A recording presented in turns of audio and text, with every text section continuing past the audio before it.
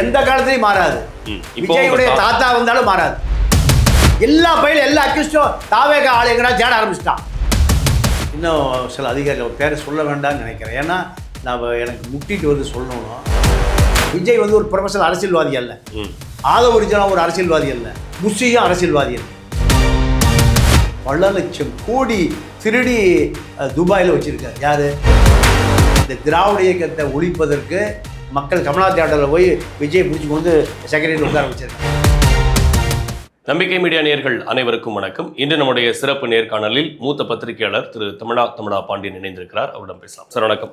வணக்கம். தமிழ்நாட்டில் ஒரே நாளில் 5 சிறுமிகள் பாதிப்பு, அதே போல் 48 மணி நேரத்தில் 20 பாலியல் வன்கொடுமைகள் நடக்குது. புதிதாக பொறுப்பேற்றிருக்கிறார் விஜய். என்ன நடக்குது? ஏன் இந்த சட்டம் ஒழுங்குல இவ்வளோ பிரச்சனை? இல்லை, சட்டம் ஒழுங்கு ஒரு மாத காலத்திற்குள் இவ்வளோ பெரிய சட்டம் ஒழுங்கு மீறல் என்பது இது ஒரு 40 ஆண்டு கால இந்த திராவிட இயக்க ஆட்சியில் காவல்துறையினர் கடமையை சரியாக செய்வதில்லை. நீங்கள் திராவிட முன்னேற்றக் கழகம் ஆட்சிக்கு வந்த பிறகு 1967க்கு பிறகு அந்த காவல்துறை நிலையத்திற்கு யார் ஆய்வாளர்னா அந்த ஏரியா பகுதி செயலாளர். இது 26 வரை தொடர்கிறது. அந்த திமுகவோ அதிமுகவோ பகுதி செயலாளர், வட்டச் செயலாளர் அவர்களை மீறி இந்த காவல்துறை ஆய்வாளர் எதையுமே செய்ய முடியாது. கட்சிக்காரங்க கட்டுப்பாட்டில் காவல் நிலையம் இருந்திருக்கு. 50 வருஷம் அதாங்க வரலாறு. 50 வருஷம் அதான் வரலாறு. கருணாநிதி முதலமைச்சராக இருக்கிற பொழுது 44 வயசில், இப்போ விஜய் 49 வயசில் முதலமைச்சராக இருக்காரு. கருணாநிதி 44 வயசில் முதலமைச்சர் ஆகிட்டார். கூட்டம் இல்லைன்னா ஏஆருக்கு ஃபோன் பண்ணி அவ்வளோ பேர் வந்து உட்கார வைச்சு முடியும். யார்? காவல்துறையினர் சிவில் உடையில், சாதாரண உடையில். அப்போ பெண் போலீஸ் கிடையாது. அத்தனை பேரும் எங்கே உட்கார்ந்துருக்கணும்? பொதுக்கூடத்தில் உட்கார்ந்துருக்கணும். இப்படி காவல்துறையை ஏவல்துறை ஆக்கியது திராவிட அரசு தான். அந்த ஏரியா எம்எல்ஏ எதை சொல்லுகிறாரோ அதை அந்த ஏரியா இன்ஸ்பெக்டர் கேட்டே ஆகணும். அப்போது ஒரு சட்ட ஒழுங்குனா, நீங்கள் ஒரு காவல் நிலையத்துக்கு ஒரு புகார் வருதுன்னா குற்றவாளியை ஒரு காவலர் போலீஸ் ஸ்டேஷனுக்கு அனுப்பி, போலீஸ் ஸ்டேஷன்லேருந்து வீட்டுக்கு அனுப்பி அவனை வர சொல்லுன்னா அந்த குற்றவாளி தனியாக வந்ததாக 75 ஆண்டு கால வரலாறே கிடையாது. வரும்போது யாரை கூப்பிட்டு வருவா? ஆளுங்கட்சி வட்டச் செயலாளர் தான் ஸ்டேஷனுக்கு வருவார். அவன் நேரம் போலீஸ் ஸ்டேஷனுக்கு போக மாட்டான், வட்டச் செயலாளர் கொடுத்து தான் போவான். இது எல்லாருக்கும் தெரியும், உலகத்துக்கே தெரியும். நான் உங்களுக்கு புதுசாக சொல்ல வேண்டியதில்லை. வட்டச் செயலாளரோடு வந்தால் தான் அந்த குற்றவாளிக்கு இன்ஸ்பெக்டர் அடி போட மாட்டார். சனியாக வந்தால் ஒரே அறை, அவன் நாளைக்கு குற்றமே செய்ய மாட்டான். ஆனால் வரும்போது யாரை அவனுக்கு ஒரு 5000 2000 கொடுத்துட்டு ஒரு வட்டச் செயலாளரோட தான், கரவேட்டியோடு தான் வந்து உட்காருவார். இவனும் உட்காருவான், அந்த குற்றவாளி உட்காருவான். யாருக்கு முன்னாடி? இன்ஸ்பெக்டருக்கு முன்னாடி, போலீஸுக்கு முன்னாடி. அப்புறம் எப்படிங்க குற்றம் குறையும்? இப்போ அந்த நிலை மாறி இருக்கு. எந்த காலத்திலையும் மாறாது. விஜயுடைய தாத்தா வந்தாலும் மாறாது. இப்ப தாவேகாவோட வட்ட செயலாளரோட தான் குற்றவாளிகளும் இனிமேல் இப்ப எல்லா பயிலும் எல்லா அக்யூஸ்டும் தாவேகா ஆளுங்கடா தேட ஆரம்பிச்சிட்டான். இப்ப எல்லா அக்யூஸ்டும் எங்க படையெடுக்கிறான்? தாவேகா எவன்டா இருக்கான்? அவனோட ஸ்டேஷனுக்கு போகணும். அத்தனை அக்யூஸ்டுகளும் இப்போ தாவேகாவை நோக்கி அணியணியா சேர்றான். அப்புறம் எப்படி நடவடிக்கை எடுப்பீங்க? இப்போ இப்ப குற்றம் செய்யறதே தாவேகா நிர்வாகிகள் தான்ற மாதிரி. இல்ல, அதெல்லாம் தப்பு. அது இந்த திமுக ஐடிவிங்க ஒரு பெரிய நெட்வொர்க் வச்சு பரபரப்பாயிட்டான். தேர்தலுக்கு முன்பு எப்படி திமுக ஜெயிக்கும், ஜென்ராம் கின்றாம் எல்லா பயில துட்டை வாங்கிட்டு திமுக ஜெயிக்க, திமுக இப்போ ஒரு பயில சத்தத்தை காணுமே, எல்லாம் ஓடி ஒழிஞ்சிட்டானுங்க.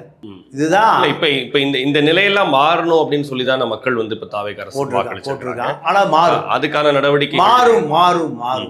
இதெல்லாம் நான் 6 மாசம் டைம் நான் உங்களுக்கு கொடுப்பேன்னு நீங்க நினைக்கிறீங்களா? இவ்வளவு சட்டம் ஒழுங்கு கெட்டு போகுது, இவ்வளவு பாலியல் குற்றங்கள் நடக்குது, சவாடாலும் விட்ட விஜய் இப்ப என்ன பண்ணிட்டு இருக்கிறாரு? நாங்க எப்படி 6 மாசம் பொறுமையா இருப்போம் அப்படின்னு சொல்லி கேள்வி எழுப்புறாரு. இந்த ஆதவரிஜனாவுடைய மச்சான் சார்லஸ் இருக்கார்ல, இவர் 500 கோடி ரூபாய் நிதி கொடுக்குறாரு. யாருக்கு? ஸ்டாலினுக்கு கொடுக்குறாரு. கொடுத்துட்டு லாட்ரி கொண்டு வரணும்னு கேட்குறாரு. அப்பாவும் மகன் எழுதிமா சொல்கிறாங்க, கள்ளலாட்டி அடித்து விற்றுக்க நாங்கள் போலீஸு டிஜிபிகிட்ட சொல்லிடுறேன். யார்கிட்ட? DGP, director general of police சொல்லிடுறேன். ஒரு யாரையும் பிடிக்க மாட்டாங்க. நீ இல்லை சார்லஸ் சொன்னாரா இல்லையா? பிரஸ் மீட்ல சொன்னாரா இல்லையா? இன்னைக்கு வரைக்கும் அப்பனு மொழி ஏதாவது எழுதி பேசியிருக்கீங்களா? அப்பனு மொழி எழுதி ஏதாவது சொல்லியிருக்கீங்களா? அப்பா மகன் பால்டால் குடித்தார். எது குடித்தார்? ஒரு நடிகைக்கே குடித்தார். எடப்பாடி 100 மேடையில் சொல்லிட்டார், ஏடா பால்டால்லாம் என்னை பற்றி பேசலாமான்னு. அப்போ சின்ன பால்டால், அது பெரிய பால்டால். அப்போது இந்த திராவிட இயக்கத்தில் எப்படிங்க போலீஸுக்கு பவர் வரும்? போலீஸ் எப்படிங்க சட்டம் ஒழுங்கு எடுப்பான்? அவ்வளோ பேர் அக்யூஸ்டு. டிஜிபி எல்லா ஸ்டேஷனுக்கும் ஒரு சர்க்குலர் அனுப்புகிறாரு, நல்லா நாட்டி அடித்து விற்பாங்க, யாரும் பிடிச்சிடாதீங்க. அதுக்கு அதுதானே அர்த்தம்.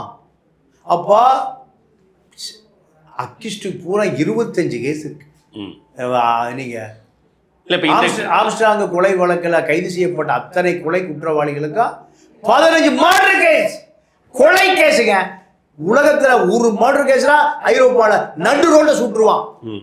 ஐரோப்பா இது மத்திய கிழக்கு நாடுகளில் நடு ரோட்டில் பப்ளிக் கூட்டி தூக்கில் போடுவான். அப்புறம் பார்த்துருக்கீங்களா அதெல்லாம்? அப்போ ஒரு மர்டர் கேஸ், 15 மர்டர் கேஸ் நிலுவையில் இருக்கிற அத்தனை குற்றவாளிகளை கைது செஞ்சால் அவன் முறை பெயிலில் வந்துட்டான். 16வது மர்டர் கேஸ். அப்போ இந்த காவல்துறையை கையை கட்டி போட்டு வேலை செய்ய விடாமல் தடுப்பது திமுக, அதிமுக. இல்ல சார், இப்போ ஆட்சி மாறி இருக்கு. நீங்க சொல்ற மாதிரி இதுக்கு முன்னாடி இருந்த ஆட்சியாளர்கள் காவல்துறை அதிகாரிகளை கட்டுப்பாட்டில் வச்சிருக்காங்க, அரசு அதிகாரிகளை கட்டுப்பாட்டில் வச்சிருக்காங்க. அதனால இந்த குற்றங்கள் புரையோடி போயிருக்கு அப்படின்றது தான் நீங்க மீன் பண்றீங்க. ஸோ அப்படி இருக்கும்போது இப்போ ஆட்சி மாறி இருக்கு. நாங்கள் இதெல்லாம் இப்போ நீங்க என்ன மாதிரி குற்றச்சாட்டு சொன்னீங்களோ இதே வேகத்துல இதே ஃபோர்ஸ்ல தான் விஜய் சொன்னார். உங்களுக்கு எதுக்கு சிஎம் பதவி, அதை வச்சுட்டு நீங்க என்ன பண்றீங்க அப்படின்ற கேள்விகள் ஒரு ஆள எழுப்பப்பட்டுச்சு.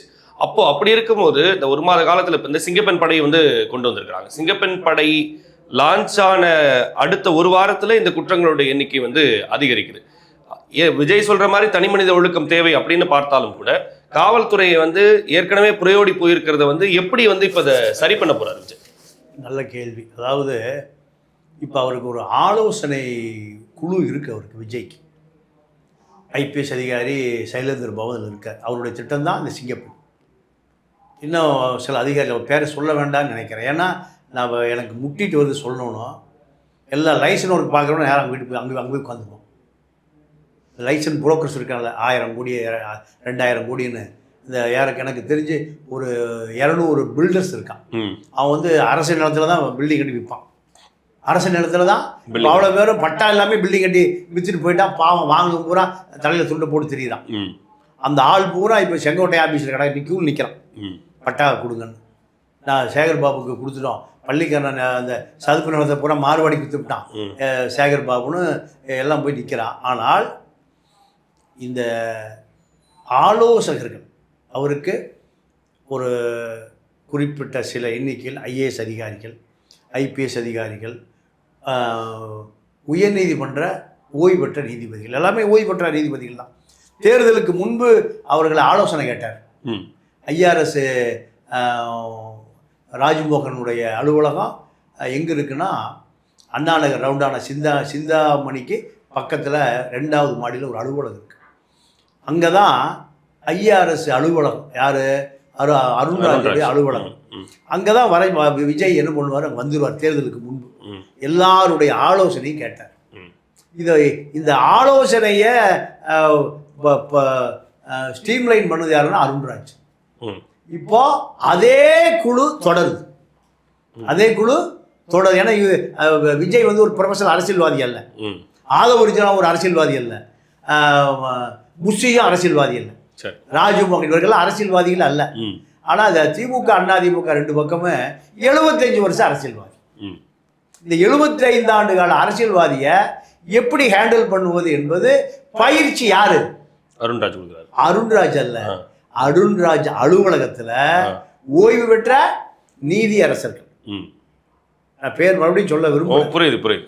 ஓய்வு பெற்ற நீதியரசர், அதாவது அதிரடியான நீதியா சொன்ன நீதியரசர்கள்.